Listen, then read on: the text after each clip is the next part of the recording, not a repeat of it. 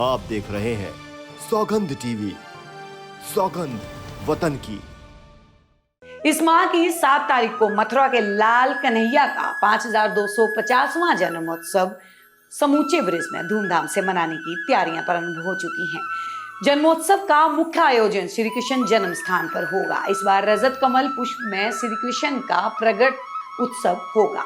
श्री कृष्ण जी का जन्म महाभिषेक रात्रि 12:20 से 12:40 तक जन्म स्थान के अध्यक्ष महंत नृत्य गोपाल दास के दिव्य सानिध्य में संपन्न होगा। श्री कृष्ण जन्मोत्सव के संबंध में जानकारी देते हुए श्री कृष्ण जन्म स्थान का सेवा संस्थान के सचिव कपिल शर्मा एवं सदस्य गोपेश्वर नाथ चतुर्वेदी ने बताया कि इस वर्ष भगवान श्री कृष्ण के 5250वें जन्मोत्सव के अवसर पर जन्म स्थान की साज सज्जा, ठाकुर जी की पोशाक, श्रृंगार, नयन विराम होगा।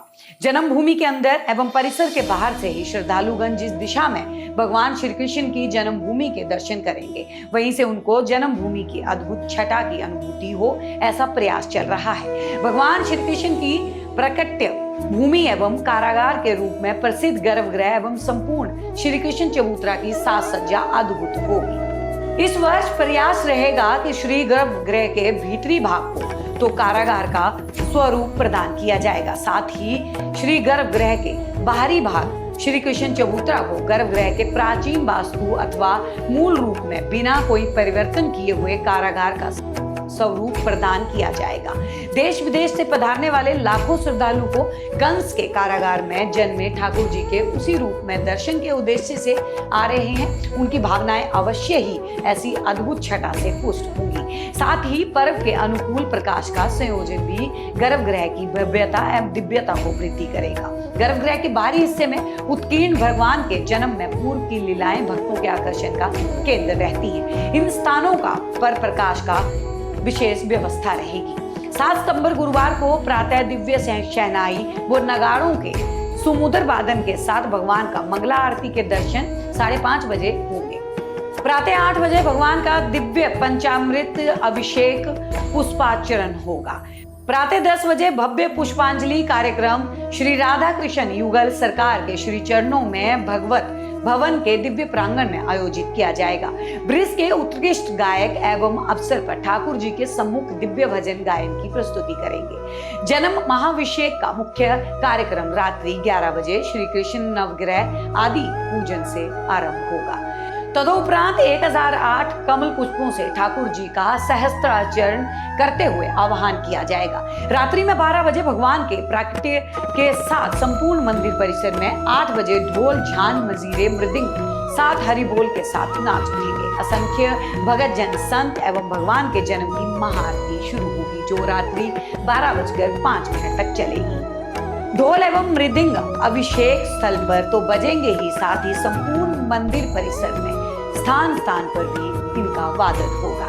सदैव की भांति इस वर्ष भी श्रद्धालुओं को प्रातः 8 बजे श्री ठाकुर जी के नृत्य महाभिषेक के दिव्य प्रसादी पंचामृत का वितरण प्रातः 8:30 से किया जाएगा। प्रातः से ही श्रद्धालुओं को मेवे, नारियल के लड्डू, मेवे पाक, कतली का वितरण किया जाएगा।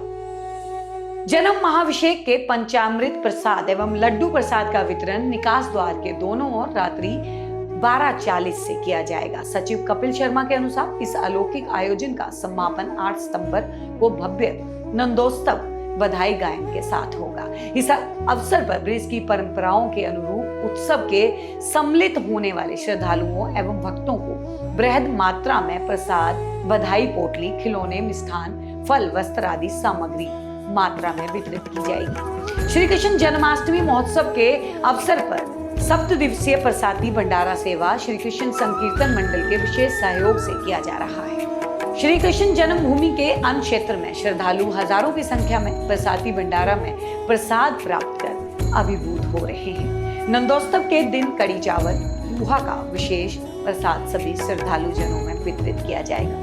देश विदेश से पधारने वाले लाखों श्रद्धालुओं की सुविधा के लिए जन्मभूमि के सभी संपर्क मार्गों पर जूता घर एवं सम्मान घर की व्यवस्था की गई है। सभी आवश्यक स्थानों पर पेयजल उपलब्ध करवाने का प्रयास किया जा रहा है। श्रद्धालुओं का सुगम प्रवेश को दृष्टिगत रखते हुए लाउडस्पीकर के माध्यम से निर्देश दिए जाएंगे। साथ ही बैरिकेडिंग इस प्रकार की जा रही है कि जिससे कि श्रद्धालु कम से कम समय में दर्शन प्राप्त कर सके। जन्माष्टमी के दिन श्रद्धालुओं को प्रवेश गोविंद नगर द्वार गेट नंबर 3 से होगा एवं निकास मुख्य द्वार गेट नंबर 1 से होगा।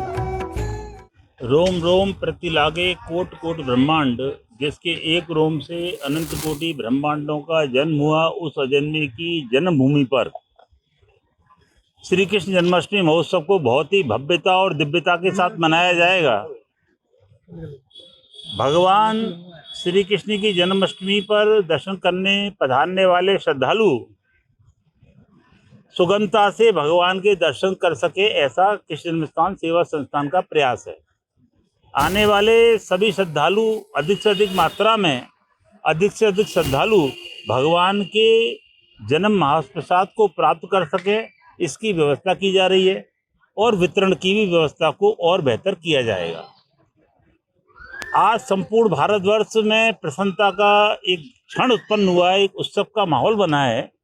इसरो के इस माध्यम से चंद्रयान 3 का सफल प्रक्षेपण हुआ और इसरो के माध्यम से जो आज संपूर्ण भारत में की जो छवि बनी है, ऐसे इसरो के महान वैज्ञानिकों को सम्मान देते हुए, उनका अभिनंदन वंदन नमन करते हुए, उनके लिए भविष्य के लिए अशेष मंगल शुभकामनाएं देते हुए, इस वर्ष जो भगवान के मंदिर में पुष्प बंगला बनाया जा रहा है, जिसमें विराजमान होकर ठाकुर जी दर्शन देंगे, उस बंगले का नाम इसरो के चीफ एस सोमनाथ साहब के नाम पर सोमनाथ पुष्प बंगला किया गया है।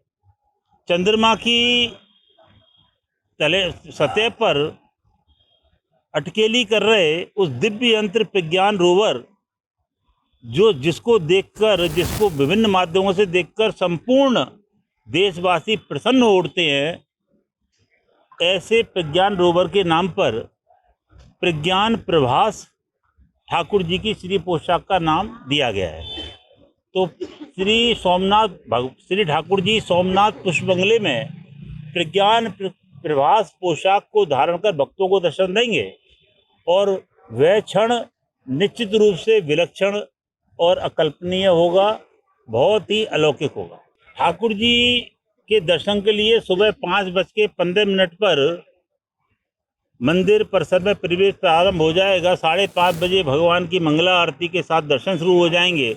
तदुपरांत संपूर्ण दिन भर कोई ना कोई आध्यात्मिक कार्यक्रम चलता रहेगा। जन्माष्टमी का मुख्य कार्यक्रम रात्रि 11 बजे सहस्त्रार्चन के साथ होगा। तदुपरांत 12 बजे भगवान की प्राकट्य आरती होगी। प्राकट्य आरती के उपरांत में रजत गाय, जो स्वर्ण मंडित गाय है, वो उसके पयोधर से भगवान के चल विग्रह का अभिषेक होगा। तदुपरांत भगवान का पंचामृत अभिषेक स्थल पे किया जाएगा। रात्रि 12:50 पर भगवान की आरती होगी, श्रृंगार आरती होगी और ये संपूर्ण कार्यक्रम में भक्त आसानी से दर्शन कर पाएँ, इसका हम लोग प्रयास कर रहे हैं। ऐसा है, पहले से हर बार हम कोशिश करते हैं कि पिछले साल जो उत्सव हुआ उससे और भव्यतम रूप दें, जिससे श्रद्धालु आनंद की अनुभूति करके यहाँ से जाएं। तो आप देखते हैं कि चारों तरफ अब के हम पूरे परिसर में बहुत अच्छी पेंटिंग करा रहे हैं, बहुत अच्छी पेंटिंग चल रही है, लाइट की सजावट हो रही है, बहुत अच्छी बंडी लीला प्रदर्शन होगा, प्रसाद बहुत बड़े स्तर पर बटेगा। ये सब व्यवस्था हम कर रहे हैं और लोग सुविधा से आ सकें और सब व्यक्ति दर्शन कर सकें, इसकी व्यवस्था भी कर रहे हैं। निश्चित रूप से अभिषेक और जन्मोत्सव के बाद में सभी श्रद्धालु जो मौजूद हैं उन सबको प्रसाद और पंचामृत मिल सके, ऐसी व्यवस्था भी की जा रही है कि जो भी श्रद्धालु यहाँ से निकलें दर्शन करके, उन सभी को भगवान का अभिषेक जो होगा उसका पंचामृत और प्रसाद प्राप्त हो सके, ये व्यवस्था भी की जा रही है। सब व्यवस्थाएँ की जा रही हैं और निश्चित रूप से हम लोग प्रभु से प्रार्थना करेंगे कि जिस तरह अयोध्या पर कृपा की है, रामलला अपने मूल स्थान पर विराजमान होकर के और अपने भक्तों को कृतार्थ करेंगे, वह आशीर्वाद मथुरा में भी दें कि वह मूल स्थान पर जो एक ढांचा कलंक का प्रतीक खड़ा हुआ है अवैध रूप से हर तरह न कोई कानून से न कोई जजमेंट से किसी से भी नहीं, ठीक है गुलामी का समय था वो हो गया था, लेकिन जो लोग आज भी अवैध कब्जा लिए बैठे हैं उनको भी सोचना चाहिए कि ये उनके भी पूर्वज थे जो हमारे पूर्वज थे, और वह उस सौहार्द का परिचय देते हुए उस बात को बुलाने के लिए शहर से उसको जो है हिंदू समाज को सौंपे, जिससे वहाँ अपने मूल स्थान पर बाल गोपाल को प्रयाजन करके भक्त वहीं पूजन अभिषेक दर्शन करके अपने आप को कृतार्थ कर सकें और गुलामी का प्रतीक मिट करके एक सौहार्द का वातावरण खड़ा हो सके। ऐसी ही चरणों में प्रभु की प्रार्थना की जाएगी। दोस्तों, उम्मीद करती हूँ वीडियो आपको पसंद आई होगी। वीडियो अगर आपको पसंद आए तो ज़्यादा से ज़्यादा लोगों तक इसे शेयर करें और हमारे चैनल को सब्सक्राइब कर लें। धन्यवाद। आप देख रहे हैं सौगंध टीवी, सौगंध वतन की।